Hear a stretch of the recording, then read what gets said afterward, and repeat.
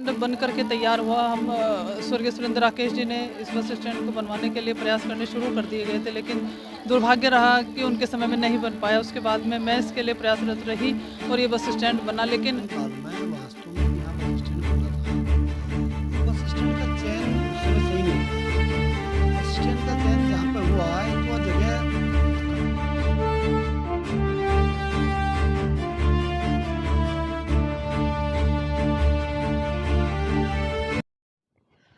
नमस्कार आदाब, मेरा ओकराम, आप देख रहे हैं दैनिक देवभूमि समाचार। भगवानपुर क्षेत्र में यात्रा करने वाले यात्रियों को काफी दिक्कतों का सामना करना पड़ता है। यहां पर करोड़ों की लागत से बना बस स्टैंड तो है, मगर बस स्टैंड पे कोई भी रोडवेज की गाड़ी आकर स्टॉप नहीं करती, जिस कारण यात्रियों को सड़क किनारे खड़े होकर ही रोडवेज बसों का इंतजार करना पड़ता है, जो यात्रियों के लिए बहुत बड़ी चुनौती है।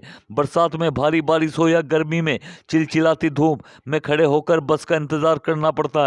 इतना ही नहीं, बस स्टैंड में अब बस की जगह पार्किंग बन गई, जो कि भगवानपुर आदर्श बस अड्डे का दुर्भाग्य है। इस संबंध में यात्री संजय गर्ग ने बताया कि स्वर्गीय सुरेंद्र राकेश जब कैबिनेट मंत्री थे, उनका सपना था कि हमारे क्षेत्रवासियों को रोडवेज बस स्टैंड का भी लाभ मिलना चाहिए। वे क्षेत्रीय विधायक ममता राकेश के प्रयासों से बस स्टैंड का निर्माण तो हो गया, मगर ये बस स्टैंड मात्र 100 पीस बनकर रह गया। इस बस स्टैंड में यात्रियों को किसी प्रकार का कोई लाभ नहीं मिल पाया। विधायक ममता राकेश ने कहा कि स्वर्गीय सुरेंद्र राकेश जी का सपना था कि भगवानपुर क्षेत्र में एक रोडवेज बस स्टैंड की स्थापना हो, मगर दुर्भाग्य रहा कि उनके समय में रोडवेज बस स्टैंड ही नहीं बन पाया। इसके बाद में प्रयास करके भगवानपुर क्षेत्र को रोडवेज बस अड्डा तो दिया, मगर यहाँ अभी पूरी तरह से बस संचालित नहीं हो पाया। इसलिए मैंने शासन में मुख्यमंत्री को पत्र भी लिखा। वे इस बस स्टैंड का नाम स्वर्गीय सुरेंद्र राकेश जी के नाम से बस स्टैंड को पूरी तरह संचालित कराया जाए। देखें खास रिपोर्ट।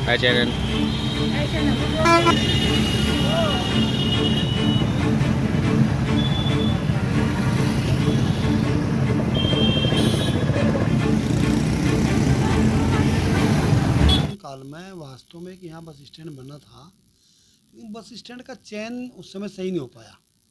बस स्टैंड का चयन जहाँ पे हुआ है, एक तो वह जगह कम है, बहुत कम। दूसरी बात, उस जगह पर पहुंचने के लिए बड़ी बस जाने में तो बड़ी दिक्कत होगी। छोटी बस अगर चली जाए खानपुर चौराहे पर, यदि जाम लग जाए तो जाम की समस्या तो हमेशा रहती है वहाँ पर।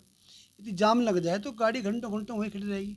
तो इसलिए अब ड्राइवर को समय से पहुँचना है, सवारी को समय से पहुँचना है, तो इसलिए लोग बाग सीधे निकल जाते हैं ज़्यादातर। इसी यही वजह है वो जो बस स्टैंड है वो करोड़ों रुपया लगा हुआ बेकार गया।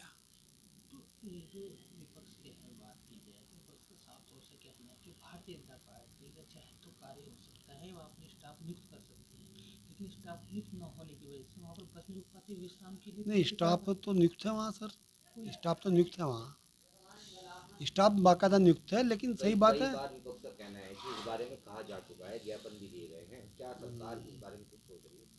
किसी ज्ञापन की कॉपी हमें भी दिखा दो, कोई ज्ञापन नहीं दिया गया मेरे ख्याल से तो। और फिर एक बात और भी है कि यदि एक छोटे 1 मीटर चीज़ को 5 मीटर कर दे, ऐसा कैसा हो जाएगा?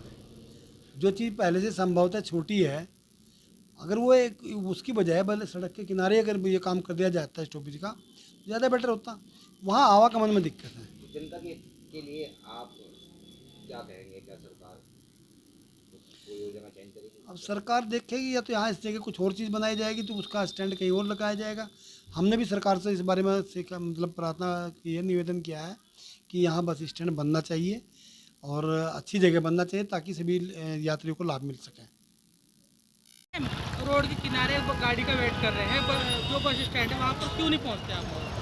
सर वहाँ पे बसें नहीं रुकती और धूप में बारिश में हमें वेट करना पड़ता है। वहाँ बसें नहीं रुकती, इसलिए यहीं जल्दी आके रुकती है बसें, यहीं वेट करते हैं बसों का। वहाँ पर कुछ बस नहीं जाती है वहाँ पर? नहीं सर। तो सिर्फ 100 पीस बन कर रह गया वो? जी सर।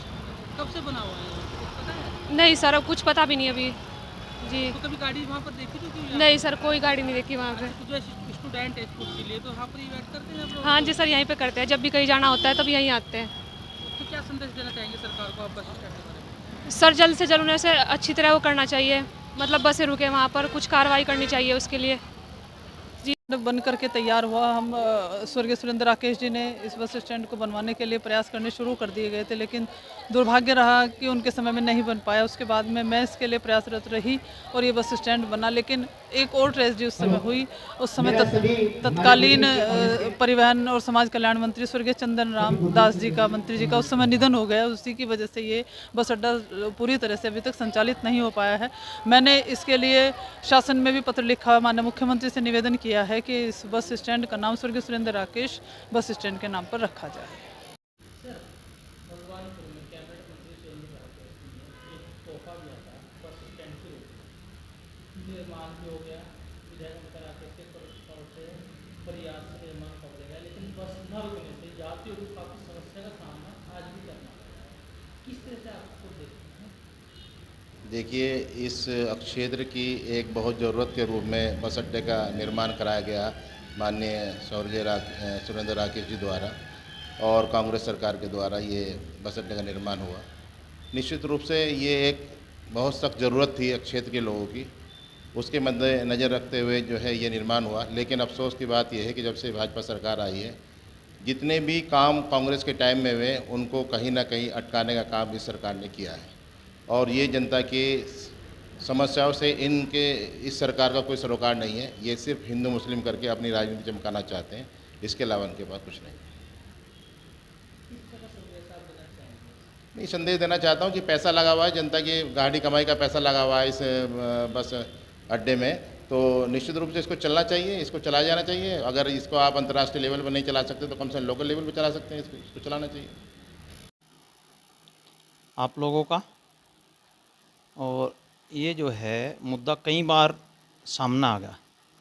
हमने अधिकारियों को एसडीएम के माध्यम से, तहसीलदार जी के माध्यम से भगवानपुर बस स्टैंड का मुद्दा कई बार उठा लिया, ज्ञापन भी दे चुके। लेकिन मुझे लगता है कि भाजपा का जो मुख्यमंत्री है उसके कान में जूं नहीं रेंगती, वो तेल घेर के सोया हुआ है इसमें। यहाँ किसी बड़े हादसे का इंतज़ार कर रहे हैं वो, शायद कि कोई बड़ी दुर्घटना घटे और तब हम ये इस बिल्डिंग का उपयोग करें। शायद उसी से ही ये उद्घाटन करवाना चाह रहे बड़ी दुर्घटना से। जब यहाँ से 2012 में सुरेंद्र राकेश जी कांग्रेस सरकार में परिवहन मंत्री बने तो ये प्राथमिकता थी कि यहाँ से भगवानपुर में एक रोडवेज बस स्टैंड भी होना चाहिए। स्वीकृति उन्होंने दिला दी, बजट पास हो गया था।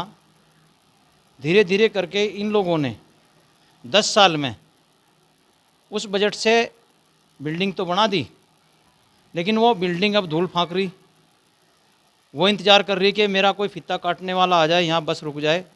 हमारे बच्चे सहारनपुर जाते हैं, यात्री सहारनपुर जाते हैं। भगवानपुर से रोज़ाना सैकड़ों की संख्या में यात्री निकलते हैं देहरादून, सहारनपुर, रुड़की, अन्य क्षेत्रों के लिए।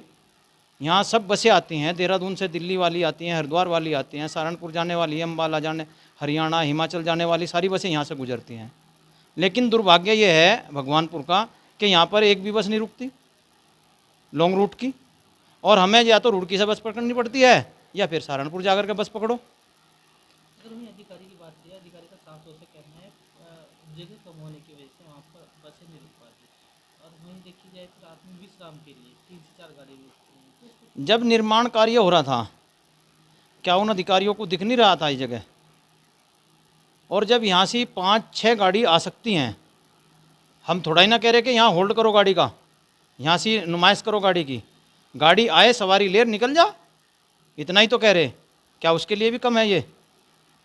फिर तो जो है ना जगह कहीं और देखनी पड़ेगी भाई। तो जब जगह कहीं और देखनी पड़ेगी तो ये पहले क्यों नहीं सोचा इन्होंने बिल्डिंग बनाने से? हैं, यहाँ स्टाफ रखा हुआ है, यहाँ 2 PRD के जवान सोते हैं रात में, बस केवल उनको तनख्वाह भर देने के लिए। आके यहाँ से बिल्डिंग बना दी हमने भगवानपुर में और वो चढ़ा दिया वहाँ से कि परिवहन विभाग का एक जो है ना वहाँ बस अड्डा बन गया। तो 100 पीस बन करके रह गया खाली लोगों को दिखावे के लिए। मैं तो अनुरोध करूँगा मुख्यमंत्री जी, जागो और यहाँ से स्टाफ बैठाओ, यहाँ बसें रुकवाओ। ये उत्तराखंड के अच्छे स्वास्थ्य के लिए, भगवानपुर के अच्छे स्वास्थ्य के लिए लाभप्रद होगा आपके लिए।